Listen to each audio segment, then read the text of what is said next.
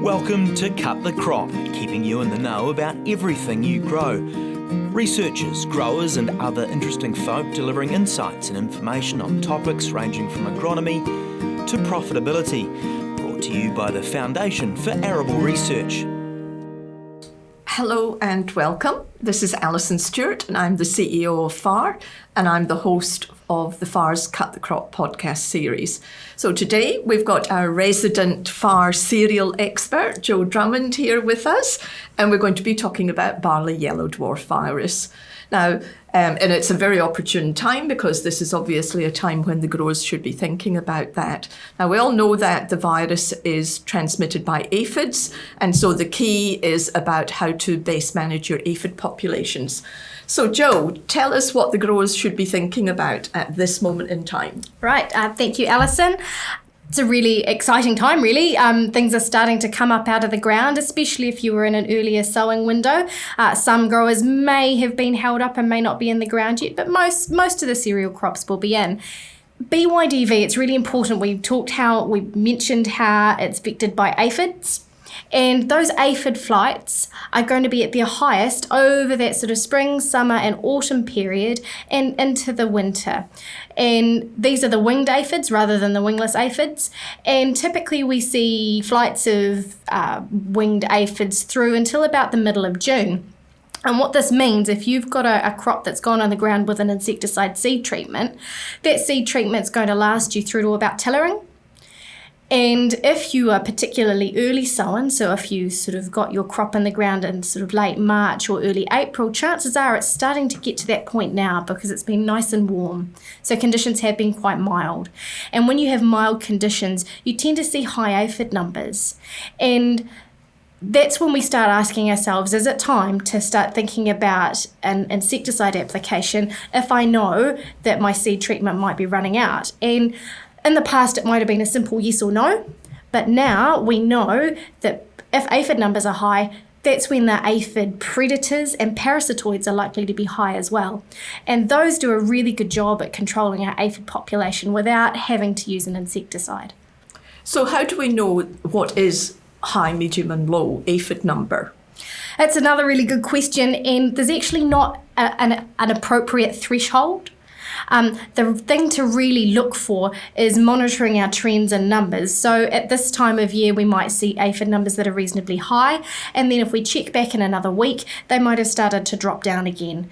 The other thing, it's also really important to look for our beneficial species because lacewings and hoverflies are actually capable of eating hundreds of aphids potentially. So while there is a little bit of a lag between aphid populations and beneficial populations, it's really important to look at the ratio of your aphids to beneficials rather than looking at aphids in isolation. So do most growers, they have a good awareness of what parasitoids and predators are out there and how to count them and what it all means? Well, I think we're starting to scratch the surface, and we're about to finish a Sustainable Farming Fund program looking at understanding and managing BYDV. And part of that process, we've had some monitor farms where we've been out doing direct searching. So that's using things like sticky traps and using direct searches going out with a net. And while it's a little bit time consuming, it's actually really valuable because it shows you the value of what those beneficials are doing in your crop. And there's a number of ways that you can look for them. And also there are some commercial services available where they have suction traps. I believe there is one near Somerton, and you can subscribe to that and get trap data. But the thing to be aware of is that it's really looking at the local area. So if you're based in Southland or if you're based in the Rangitikei, that aphid suction trap at Somerton is not going to provide you the information you need to make the decision. So it's really up to you to look in your crop, and it's not always easy to find or to identify the aphid predators and parasitoids, especially when you're presented with a really nice picture in a booklet of what a parasitoid or a parasitic wasp looks like or what a hoverfly looks like, and when you get them on a trap it looks just like a bug splat. Yeah. So at FAR we're aware of that, and we're really happy to support farmers go through that process of learning what those things are and what they look like. So, I understand that you want to encourage your your parasitoids and predators, and you want those numbers high. What are the sorts of things, though, that could compromise the parasitoid populations, and that would then mean that the grower's got a shortfall, that the aphid numbers are increasing and the parasitoids are not sort of keeping up?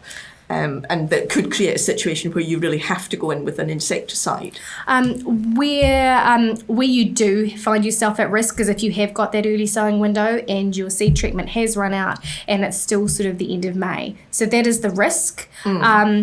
If you've got a couple of options. Your options are I reach for the chemical shed, and there are a number of options within that chemical shed that you can utilise. Or if you're taking the monitoring approach, you can think, I'm going to wait 1 more week and see if there's another trend and see if those beneficials pick up, because you might find, and actually keep a look on your weather forecasts as well, because we often find that, the colder it gets, the aphids don't fly, you get a good southerly through and it wipes them out. That does the job for you. So those are all things you kind of need to think about. If you are thinking about using an insecticide, there's a number of options that are some are quite broad spectrum, and they will control your aphid population, but they'll also wipe out your beneficials. Yeah. And then there are some at the other end of the spectrum that will knock out your aphids, but it'll leave your beneficials. But those tend to have a lower residual, so they'll last sort of for a few days as opposed to up to 3 weeks that you might get with something that's more broad spectrum. So it's really a balancing act of what's right for me, what's my risk, what aphid population have I got relative to my beneficials as to what type of chemistry I use, if at all. And there's no insecticide resistance issues around aphids? Not at this stage. So there's two main species of virus vectoring aphid that we have in New Zealand. There's the bird cherry oat aphid, which is the little black aphid that we see quite commonly, and the other is the rose grain aphid, which is the little green one. And at this stage, there is no reported resistance to those within New Zealand. However, we know from overseas literature that if you're having repeated hits of a single mode of action, that's a pathway that we don't really want to go down, particularly if you're using sort of synthetic pyrethroids sort of routinely or on a calendar basis through winter. We know from survey work we've done, some crops might have maybe up to 3 or 4 applications of synthetic pyrethroid on a monthly basis. Farmers are really thinking and trying to move away from that, especially if the aphid numbers and the risk is really low through that winter period. So you mentioned the Sustainable Farming Fund project. Does FAR have, are they planning to take out any extension activities around the results of that? Absolutely. And had COVID-19 not happened, we would have had something for you right now, but we are working through that, and we communicated some of our results through our virtual autumn roundups. But what we're really keen to do as we move into the spring is encourage farmers to take up the monitoring, and part of that will be in our spring field walks. We'll be taking traps out and getting out with our hand lenses and looking for things and supporting farmers trying to identify and help with that decision making. And there's also some results that we can communicate from the work that we've done both in the shade houses at Plant and Food, where we were looking at applying aphids specifically to plants at particular growth stages, where we were testing our sort of growth stage 31 rule of thumb. And then we've also tried to ground truth that by going out onto farm and looking at much larger scale tramline scale treatments. So from the work that has been done with, the predators and parasitoids, is there a yield loss? Like if you decide that you're going to go with the sort of the more natural, not put an insecticide on, let the biological control operate, do the growers have to accept a drop in yield? Not necessarily. And once we moved out of the shade houses, we found the system was a lot more complicated than we thought. In our shade houses, we found that there was actually some yield suppression if you clipped aphids directly at growth stage 31. So growth stage 31 being typically the last insecticide timing, it would coincide with, say, a herbicide or a PGR, and it would get chucked in the tank mix. What we found when we were clipping aphids on, in a shade house, that we were seeing some yield suppression through to the end of stem extension, which is longer than what farmers would do. And when we pulled that out of our conditions where we're deliberately infecting aphids, when we went out into the field, it was a different kettle of fish, and we didn't see that yield suppression. And there's a number of reasons why that can be. The first is that you can't actually guarantee aphid pressure. While we make the assumption that every aphid we see in a cereal crop is a cereal aphid, and that cereal aphid is vectoring virus, because we didn't have the comparison in the shade houses of looking at our beneficials, we can't actually. It's just a really complicated system. So we didn't see yield loss at all. In fact, there was no difference between any of our treatments, and that included treating up to growth stage 39 and just with a plain seed treatment. Yeah, excellent. So the reality is that with good monitoring and, sort of timely targeted applications of the right insecticides and still allowing the beneficials to build up in populations, the growers should be able to manage the problem. They should be able to manage the problem. So we've got 2 years of data, and we're starting to look at this in South Canterbury because we feel that's an area we need to do a bit more work. We're looking at bare seed because we know long term the main seed treatment that's used is a clethianidin, which is the neonicotinoid. So that's something we need to be thinking about. And what happens if bare seed goes into the ground, and bearing in mind, we also know that that seed treatment's not just controlling aphids; it's controlling other things like grass grub. So we just need to be really mindful of that. So we want to see if there is any sort of yield loss in that space moving forward, and also just really having a network of farms that we can do monitoring on. Yeah. So is there a plan to do a follow-up program, another SFFF or whatever it's now called, or is FAR really just now more in the extension side of the research? Extension is going to be a pretty big focus, but all of this BYDV work fits really nicely into our Lighter Touch program. So that's a 7-year body of work. So this work will be continuing. So that's where we're starting to continue our monitoring and look at other biologicals or other products that might come into the market to support farmers with their system.